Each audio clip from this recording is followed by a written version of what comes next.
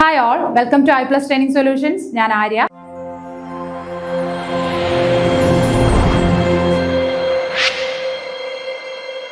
അപ്പോൾ ഇന്ന് ഞാൻ എത്തിയിരിക്കുന്നത് നമ്മുടെ പ്രീവിയസ് ആയിട്ട് നടന്ന നമ്മുടെ സോഷ്യൽ സയൻസിന്റെ കേറ്റഡ് കാറ്റഗറി 2 സോഷ്യൽ സയൻസിന്റെ ക്വസ്റ്റ്യൻ പേപ്പറിൽ റിപ്പീറ്റഡ് ആയിട്ട് ചോദിച്ച കുറച്ച് ക്വസ്റ്റ്യൻസുമായിട്ടാണ്. നമുക്കറിയാം, നമ്മൾ ഈ ഏതൊരു എക്സാമിന് പോയാലും പ്രീവിയസ് ഇയർ ക്വസ്റ്റ്യൻ പേപ്പർ എന്ന് പറയുന്നത് നമ്മളുടെ ആ ഒരു എക്സാമിന്റെ ഒരു മെയിൻ ഫാക്ട് ആണ്. അല്ലെങ്കിൽ നമ്മൾ അത് പഠിക്കാതെ ഒരിക്കലും ഒരു എക്സാമിന് പോകാൻ പാടില്ല, അല്ലെ? ഈ ഒരു ക്വസ്റ്റ്യൻ പേപ്പറിലൂടെ പോകുമ്പോൾ നമ്മൾ പഠിക്കുക എന്നുള്ളതിന് ഉപരിയായിട്ട് നമുക്ക് എന്താണ്, നമുക്ക് ആ ഒരു ക്വസ്റ്റ്യൻ്റെ പാറ്റേൺ മനസ്സിലാകും. ഏതൊക്കെ മേഖലയിൽ നിന്നാണ് ക്വസ്റ്റ്യൻസ് ചോദിച്ചതെന്ന് മനസ്സിലാവും, അല്ലേ? അങ്ങനെ കുറേ കാര്യങ്ങൾ ഈ ക്വസ്റ്റ്യൻ പേപ്പർ നോക്കുന്നതിലൂടെ നമുക്ക് മനസ്സിലാവും. അപ്പം പുതുതായിട്ട് ഒരു എക്സാമിന് പോകുന്ന ഒരു കുട്ടിയാണ് എന്നുണ്ടെങ്കിൽ ഉറപ്പായിട്ടും അതിന്റെ പ്രീവിയസ് ഇയറിൽ നടന്ന, ഒരുപാട് പഴയത് നോക്കിയില്ല എങ്കിൽ പോലും റീസെന്റ് ആയിട്ട് നടന്ന 1-2 ക്വസ്റ്റ്യൻ പേപ്പറെങ്കിലും നോക്കിയിട്ട് വേണം എക്സാമിന് പോകാനായിട്ട്. അപ്പൊ ഇന്ന് നമ്മൾ ഡിസ്കസ് ചെയ്യുന്നത് കേറ്റഡ് കാറ്റഗറി 2 സോഷ്യൽ സയൻസിൽ കഴിഞ്ഞ ഒരു 3-4 ക്വസ്റ്റ്യൻ പേപ്പർ, അതായത് 23-24 വർഷങ്ങളിൽ നടന്ന എക്സാമിന്റെ ക്വസ്റ്റ്യൻ ബില്ല് റിപ്പീറ്റഡ് ആയിട്ട് ചോദിച്ച ഒരു 10 ചോദ്യങ്ങളാണ് നമ്മൾ ഈ ഒരു സെഷനിൽ ഇവിടെ നോക്കുന്നത്. ഓക്കെ, അപ്പൊ ഫസ്റ്റ് ക്വസ്റ്റ്യൻ നോക്കിയേ. പാതുവ സർവകലാശാല സ്ഥിതി ചെയ്യുന്നത്. അപ്പൊ ഈ ഒരു ക്വസ്റ്റ്യൻ ഒരു 2-3 ക്വസ്റ്റ്യൻ പേപ്പർ എടുത്ത് നോക്കി കഴിഞ്ഞു കഴിഞ്ഞാൽ നമുക്ക് കാണാനായിട്ട് സാധിക്കും. 2023-ലും 2025-ലും ചോദിച്ച ഒരു ക്വസ്റ്റ്യൻ ആണ് പാതുവ സർവകലാശാല സ്ഥിതി ചെയ്യുന്നത് എവിടെയാണ് എന്നുള്ളത്. എവിടെയാണ്? ഇറ്റലിയാണ്. അപ്പൊ ഇത് നമ്മൾ ടെക്സ്റ്റിൽ പഠിക്കുന്ന ഒരു കാര്യം, SCERT ടെക്സ്റ്റിൽ പഠിക്കുന്ന ഒരു കാര്യമാണ്. നമ്മൾ ഈ പ്രീവിയസ് ഇയർ ക്വസ്റ്റ്യൻ പേപ്പർ പറഞ്ഞതോടൊപ്പം തന്നെ നിങ്ങളോട് പറയാനുള്ള മറ്റൊരു കാര്യമാണ്, SCERT ടെക്സ്റ്റും നല്ല രീതിയിൽ പഠിക്കുക. 5 മുതൽ 10 വരെ ഉള്ള ക്ലാസ്സുകളിലെ ടെക്സ്റ്റുകൾ നല്ല രീതിയിൽ പഠിക്കാമെന്നുണ്ടെങ്കിൽ ഉറപ്പായിട്ടും 2025 ജനുവരിയിൽ നടന്ന ഒരു ക്വസ്റ്റ്യൻ പേപ്പർ എടുത്ത് നോക്കിക്കഴിഞ്ഞാൽ തന്നെ നമുക്കറിയാം, ഏകദേശം ഒരു 40 മാർക്കോളം നമുക്ക് ടെക്സ്റ്റ്, ഒരു 35 മാർക്ക് ഉറപ്പായിട്ട് നമുക്ക് ആ ടെക്സ്റ്റ്, SCERT ടെക്സ്റ്റ് പഠിച്ച കുട്ടിക്ക് ഷുവറായിട്ട് സ്കോർ ചെയ്യാൻ പറ്റുന്ന ഒരു ക്വസ്റ്റ്യൻ പേപ്പർ തന്നെയായിരുന്നു. അപ്പോൾ പ്രീവിയസ് ഇയർ ക്വസ്റ്റ്യൻ പേപ്പറിന് കൊടുക്കുന്ന അതേ ഇമ്പോർട്ടൻസ് SCERT ടെക്സ്റ്റിന് കൂടി കൊടുത്തിട്ട് പഠിക്കുക. ഓക്കെ, അപ്പോൾ ഇവിടെ എന്താണ്, പാതുവ സർവകലാശാല സ്ഥിതി ചെയ്യുന്നത് എവിടെയാണ്? എവിടെയാണ്? ഓപ്ഷൻസ് തന്നിട്ടുണ്ട്. France, England, Germany, Italy. എവിടെയാണ് പാതുവ സർവകലാശാല സ്ഥിതി ചെയ്യുന്നത്? ഇറ്റലിയിലാണ്. അപ്പൊ മറന്നു പോകരുത്, പാതുവ സർവകലാശാല അതെവിടെയാണ് സ്ഥിതി ചെയ്യുന്നത്? ഇറ്റലിയിലാണ് സ്ഥിതി ചെയ്യുന്നത്. ഓക്കെ, അടുത്ത ചോദ്യം, ഇന്ത്യയിലെ ഫ്രഞ്ച് ആസ്ഥാനത്തെ കണ്ടെത്തുക. ഇതും എന്താണ്, ഇങ്ങനെ എല്ലാ ക്വസ്റ്റ്യൻ പേപ്പറിലും കാണും. ഒന്നുകിൽ ഫ്രഞ്ച് ആസ്ഥാനം, അല്ലെങ്കിൽ എന്താണ്, പോർച്ചുഗീസ് അധീനതയിലുള്ള സ്ഥലം ഏതായിരുന്നു, അല്ലെങ്കിൽ എന്താണ്, ബ്രിട്ടീഷ് അധീനതയിൽ വരുന്ന സ്ഥലം ഏതാണ്, കുറെ സ്ഥലങ്ങൾ കൊടുത്തിട്ട്. അപ്പൊ ആ രീതിയിൽ ചോദിക്കാം. അപ്പൊ ഫ്രഞ്ച് മാത്രം പഠിച്ചിട്ട് പോകരുത്, അതുമായിട്ട് ബന്ധപ്പെട്ട കാര്യങ്ങളൂടെ നിങ്ങൾ നോക്കിയിട്ട് വേണം പോകാനായിട്ട്. ഓക്കെ, അപ്പൊ ഇവിടെ ഏതാണ് ചോദിച്ചിരിക്കുന്നത്? ഫ്രഞ്ച് ആസ്ഥാനത്തെ കണ്ടെത്താനാണ് പറഞ്ഞിരിക്കുന്നത്. ഗോവ, മദ്രാസ്, ബോംബെ, പോണ്ടിച്ചേരി. എന്ത് വരും ആൻസർ? ഫ്രഞ്ച് ആസ്ഥാനം ഏതാണ്? പോണ്ടിച്ചേരിയാണ്, അല്ലെ? ഫ്രഞ്ച് ആസ്ഥാനം ഏതാണ്? പോണ്ടിച്ചേരിയാണ്. അല്ല, ഗോവ ആരുടെ അധീനതയിലാണ്? പോർച്ചുഗീസുകാരുടെ അധീനതയിലായിരുന്നു ഗോവ. മദ്രാസും ബോംബെ ആണെങ്കിലോ ബ്രിട്ടീഷുകാരുടെയും അധീനതയിലായിരുന്നു. ഓക്കെ, അപ്പൊ അങ്ങനെ നമ്മൾ പഠിച്ചു. നമ്മൾ എപ്പോഴും ഒരു ക്വസ്റ്റ്യൻ പഠിക്കുമ്പോൾ ഒരിക്കലും എന്ത് ചെയ്യരുത്, അത് അല്ലെങ്കിൽ അതിന്റെ ആൻസർ അങ്ങനെയല്ല, അതുമായിട്ട് റിലേറ്റഡ് ആയിട്ടുള്ള കാര്യങ്ങൾ, ആ ഓപ്ഷനിൽ വന്ന പല കാര്യങ്ങളും നമ്മൾ പഠിച്ചിട്ട് വേണം. ഒരു ക്വസ്റ്റ്യൻ എന്ന് പറയുമ്പോൾ ഒരു ക്വസ്റ്റ്യൻ അല്ലെങ്കിൽ ആൻസർ, അങ്ങനെയല്ല നമ്മൾ പഠിക്കേണ്ടത്. ഓക്കെ, ക്ലിയർ ആയല്ലോ? അടുത്ത ചോദ്യം, ആത്മവിദ്യാ സംഘത്തിന്റെ സ്ഥാപകനെ കണ്ടെത്തുക. അപ്പൊ റിനൈസൻസുമായിട്ട് ബന്ധപ്പെട്ട ഒരു ചോദ്യമാണിത്. ആത്മവിദ്യാ സംഘത്തിന്റെ സ്ഥാപകൻ ആരായിരുന്നു? വാഗ്ഭടാനന്ദനാണ്, അല്ലെ? ഓപ്ഷൻ ബി, വാഗ്ഭടാനന്ദനാണ് കറക്റ്റ് ആൻസർ. ആത്മവിദ്യാ സംഘത്തിന്റെ സ്ഥാപകൻ വാഗ്ഭടാനന്ദനാണ്.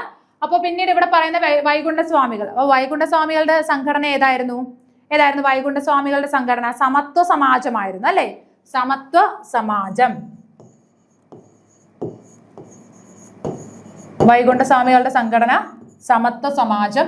അതേപോലെ സഹോദരൻ അയ്യപ്പൻ ആണെങ്കിലോ അദ്ദേഹം ഒരു റിനൈസൻസ് ലീഡർ ആയിരുന്നു, അല്ലെ? ഒരു നവോത്ഥാന നായകനായിരുന്നു. അദ്ദേഹത്തിന് കാര്യം പറയുമ്പോൾ നമ്മൾ ഓർക്കേണ്ട കാര്യം ഏതാണ്? വേലക്കാരൻ എന്ന് പറയുന്ന മാസിക. ഓക്കെ, വേലക്കാരൻ മാസികയാണ് അത് ഓർത്തിരിക്കണത്. എന്താണ്, സംഘടനയോ അല്ലെങ്കിൽ എന്താണ് മുഖപത്രമോ ഒന്നുമല്ല. വേലക്കാരൻ എന്ന് പറയുന്ന ഒരു മാസിക ഇറക്കിയത് ആരാണ്? സഹോദരൻ അയ്യപ്പനാണ്. PT ഭട്ടതിരിപ്പാടിന്റെ എന്താണ്, വളരെ പ്രസിദ്ധമായ ഒരു നാടകമുണ്ട്, അല്ലെ? അടുക്കളയിൽ നിന്ന് അരങ്ങത്തേക്ക്. അടുക്കളയിൽ നിന്നും അരങ്ങത്തേക്ക്.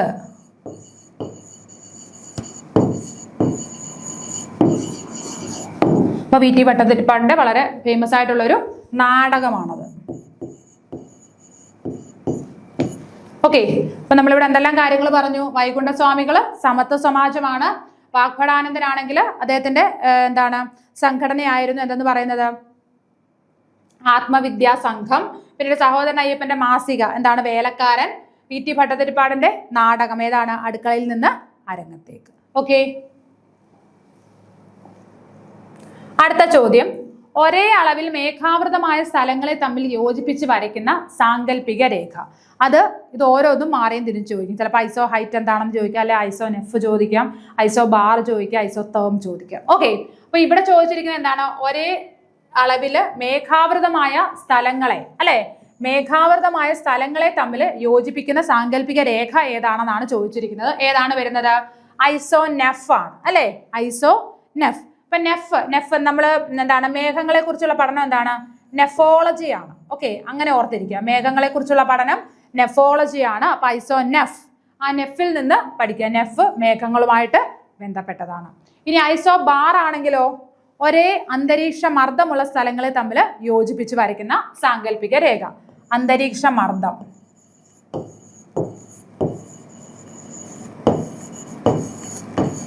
ഒരേ അന്തരീക്ഷ മർദ്ദമുള്ള സ്ഥലങ്ങളെ തമ്മിൽ യോജിപ്പിച്ച് വരയ്ക്കുന്ന സാങ്കല്പിക രേഖയാണ് എന്തെന്ന് പറയുന്നത്? ഐസോ ബാർ എന്ന് പറയുന്ന. ഐസോ തേം ആണെങ്കിലോ ഒരേ ടെമ്പറേച്ചർ ഉള്ള സ്ഥലങ്ങൾ അല്ലെ, ഒരേ അന്തരീക്ഷ ഊഷ്മാവ് ഉള്ള സ്ഥലങ്ങളെ തമ്മിൽ യോജിപ്പിച്ച് വരയ്ക്കുന്ന സാങ്കല്പിക രേഖയാണ് ഐസോ തേം എന്ന് പറയുന്നത്. ഇനി ഐസോ ഹൈറ്റ് എന്ന് പറഞ്ഞു കഴിഞ്ഞാലോ ഒരേ അളവില് മഴ ലഭിക്കുന്ന സ്ഥലം. ഒരേ അളവില് മഴ ലഭിക്കുന്ന സ്ഥലങ്ങളെ തമ്മിൽ യോജിപ്പിച്ച് വരയ്ക്കുന്ന സാങ്കല്പിക രേഖയാണ് എന്തെന്ന് പറയുന്നത്? ഐസോ ഹൈറ്റ് എന്ന് പറയുന്നത്. ക്ലിയർ ആയല്ലോ? അപ്പൊ ഇവിടെ പറഞ്ഞിരിക്കുന്ന മേഘാവൃതമായ സ്ഥലങ്ങൾ ഏതാണ്? ഐസോ നെഫ് ആണ് വരുന്നത്. ഓക്കെ, അടുത്ത ചോദ്യം, ഹൈഗ്രോമീറ്റർ ഉപയോഗിച്ച് കണക്കാക്കാൻ കഴിയുന്നത് എന്ത്? ഹൈഗ്രോമീറ്റർ, ശ്രദ്ധിക്കുക, ഹൈഡ്രോമീറ്റർ എന്നല്ല പറഞ്ഞിരിക്കുന്നത്, ഹൈഗ്രോമീറ്റർ എന്നാണ് പറഞ്ഞിരിക്കുന്നത്. ഹൈഗ്രോമീറ്റർ ഉപയോഗിച്ച് നമ്മൾ എന്താണ് അളക്കുന്നത്? ആർദ്രത അല്ലെ, ആർദ്രത അളക്കാനായിട്ട് നമ്മൾ ഉപയോഗിക്കുന്ന ഇൻസ്ട്രുമെന്റ് ആണ് എന്തെന്ന് പറയുന്നത്? ഹൈഗ്രോമീറ്റർ എന്ന് പറയുന്നത്. ഓക്കെ, അങ്ങനെയാണെങ്കിൽ അന്തരീക്ഷ മർദ്ദം അളക്കാൻ ഉപയോഗിക്കുന്നത് എന്താണ്? ബാരോമീറ്റർ ആണ് അല്ലെ. പ്രഷർ അളക്കാനായിട്ട് ഉപയോഗിക്കുന്നത് എന്താണ്? ബാരോമീറ്റർ ആണ്. മഴയുടെ അളവ് അളക്കാനോ റെയിൻ ഗേജ് ആണ് ഉപയോഗിക്കുന്നത് അല്ലെ, മഴ മാപിനി എന്ന് പറയും. റെയിൻ ഗേജ് ആണ് മഴയുടെ അളവ് അളക്കാനായിട്ട് ഉപയോഗിക്കുന്നത്. ഇനി മണ്ണിന്റെ pH അളക്കാനാണെങ്കിലോ pH മീറ്റർ ആണ് ഉപയോഗിക്കുന്നത്. ഓക്കെ, അപ്പം ഒരു ക്വസ്റ്റ്യൻ അല്ല, ഒരു ക്വസ്റ്റ്യനിൽ നമ്മൾ കുറെ കാര്യങ്ങൾ പഠിക്കുന്നുണ്ട് അല്ലേ. നോക്കിയേ, ഇപ്പൊ അന്തരീക്ഷ മർദ്ദം അളക്കാനായിട്ട് നമ്മൾ എന്താണ്? ബാരോമീറ്റർ ആണ് ഉപയോഗിക്കുന്നത്. അതേപോലെ ആർദ്രത അളക്കാനായിട്ട് ഹൈഗ്രോമീറ്റർ ഉപയോഗിക്കുന്നു. പിന്നീട് നമ്മൾ പറഞ്ഞ മഴയുടെ അളവ് അറിയാനായിട്ട് എന്താണ്? റെയിൻ ഗേജ് അല്ലെങ്കിൽ മഴ മാപിനി എന്ന് പറയും. പിന്നീട് മണ്ണിന്റെ pH അളക്കുന്നത് എന്താണ്? pH മീറ്റർ അല്ലെ. pH മീറ്റർ ഉപയോഗിച്ചിട്ടാണ് നമ്മൾ മണ്ണിന്റെ എന്താണ് pH അളവ്, മണ്ണിന്റെ pH അളക്കുന്നത്. ഓക്കെ, അടുത്ത ചോദ്യം,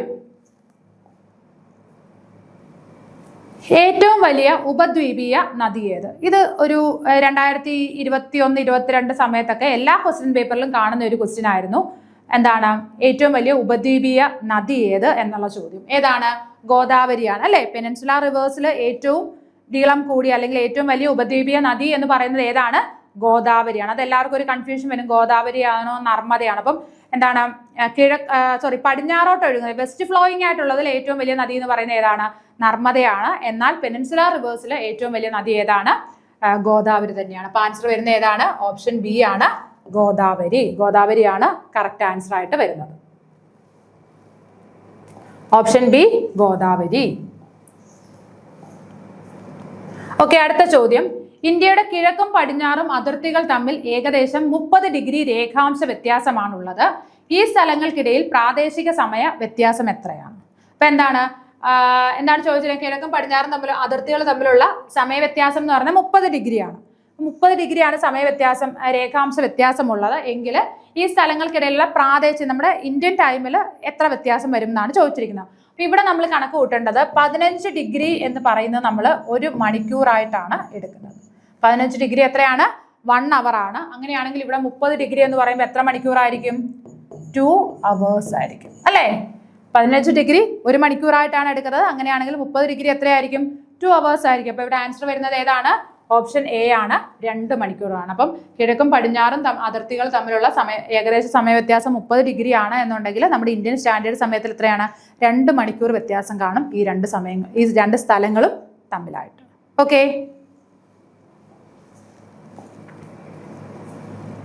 ഓക്കെ, അടുത്ത ചോദ്യം. സൗരയൂഥത്തിലെ ഏറ്റവും തിളക്കമുള്ള ഗ്രഹം ഏത്? വളരെ ഇമ്പോർട്ടന്റ് ആയിട്ടുള്ള ഒരു ചോദ്യമാണ്. സൗരയൂഥം, സോളാർ സിസ്റ്റത്തിൽ നിന്ന് ഒരു ക്വസ്റ്റ്യൻ ഉറപ്പായിട്ട് ചോദിക്കും അല്ലേ? അപ്പൊ അതില് ഏറ്റവും തിളക്കമുള്ള ഗ്രഹം ഏതാണെന്നാണ് ചോദ്യം ചോദിച്ചിരിക്കുന്നത്. ഏതാണ് ഏറ്റവും തിളക്കമുള്ള ഗ്രഹം എന്ന് പറയുന്നത്? ശുക്രനാണ് അല്ലെ? ഏറ്റവും തിളക്കമുള്ള ഗ്രഹം ഏതാണ്? ശുക്രനാണ്. ഇനി അവിടുന്ന് ചോദിക്കാൻ സാധ്യതയുള്ള ചോദ്യങ്ങൾ ഏതൊക്കെയാണ്? ഏറ്റവും വലിയ ഗ്രഹം ഏതാണ്? ഏറ്റവും ചെറിയ ഗ്രഹം ഏതാണെന്ന് ചോദിക്കാം അല്ലെ? അതേപോലെ തന്നെ ആന്തരഗ്രഹങ്ങളും ബാഹ്യഗ്രഹങ്ങളും ഉണ്ട്. അതിൽ ഏറ്റവും വലുത് ഏതാണ്? ഏറ്റവും ചെറുത് ഏതാണ് എന്നൊക്കെ ചോദിക്കാം അല്ലെ? അപ്പൊ ഏറ്റവും വലിയ ഗ്രഹം ഏതാണ്? വ്യാഴമാണ് അല്ലെ? ഏറ്റവും ചെറുത് ബുധനാണ്. അതേപോലെ തന്നെ ഇനി ഇന്നർ പ്ലാനറ്റ്സ് അല്ലെങ്കിൽ ആന്തരഗ്രഹങ്ങളുണ്ട്. ആന്തരഗ്രഹങ്ങൾ അല്ലെ? അതിൽ ഏറ്റവും വലുത് ആരാണ്? വലുതെന്ന് പറയുന്നത് ഭൂമിയാണ്. വലുത് ഭൂമി. ചെറുത് ഏതാണ്? ബുധൻ തന്നെയാണ്. ഓക്കെ, ഏറ്റവും ചെറിയ ഗ്രഹവും ബുധനാണ്. ആന്തരഗ്രഹങ്ങളിലും ഏറ്റവും ചെറുത് ഏത് തന്നെയാണ്? ബുധൻ തന്നെയാണ്. ഇനി ബാഹ്യഗ്രഹങ്ങളിലാണെങ്കിലോ? ബാഹ്യഗ്രഹങ്ങളിൽ ഏറ്റവും വലുത് ഏതാണ്? വ്യാഴമാണ് അല്ലെ? ബാഹ്യഗ്രഹങ്ങളിൽ ഏറ്റവും വലുത് ഏതാണ്? വ്യാഴമാണ്. അത് ഏറ്റവും വലിയ ഗ്രഹം ഏത് തന്നെയാണ്? വ്യാഴം തന്നെയാണ് അല്ലെ? അപ്പോൾ ഇത്രയും കാര്യങ്ങളാണ്. അപ്പോൾ സോളാർ സിസ്റ്റം എന്ന് പറയുന്നത് വലുതും ചെറുതും അതെങ്കിലും മിനിമം നിങ്ങൾ പഠിച്ചിട്ട് എക്സാമിന് പോവുക. ഓക്കെ, അടുത്ത ചോദ്യം. ലോക ഓസോൺ ദിനമായി ആചരിക്കുന്നത് അത് ഏതെങ്കിലും ഒരു ദിവസം എടുത്തിട്ട് ഉറപ്പായിട്ട് അതിൽ നിന്ന് ഒരു ക്വസ്റ്റ്യൻ കാണും. ദിവസങ്ങൾ ഏതെങ്കിലും ഒരെണ്ണം ചോദിക്കുന്ന രീതിയിൽ. നമ്മൾ ഓസോൺ ദിനമായിട്ട് ആചരിക്കുന്നത് എന്താണ്? സെപ്റ്റംബർ 16 അല്ലെ? ലോക ഓസോൺ ദിനം എന്ന് പറയുന്നത് ഏതാണ്? സെപ്റ്റംബർ 16. എന്നാൽ ജൂൺ 5 എന്താണ്? പരിസ്ഥിതി ദിനമാണ് അല്ലെ? ജൂൺ 5 എന്താണ്? പരിസ്ഥിതി ദിനമാണ്. ഇനി ഫെബ്രുവരി 2 ആണെങ്കിലോ? ലോക തണ്ണീർത്തട ദിനമാണ്. തണ്ണീർത്തട ദിനം എന്താണ്? വെറ്റ്ലാൻഡ് ഡേ ആണ് അല്ലെ? ഇനി മാർച്ച് 21 എന്താണ്? ലോക വനദിനമാണ്. മാർച്ച് 21 എന്ന് പറഞ്ഞത് എന്താണ്?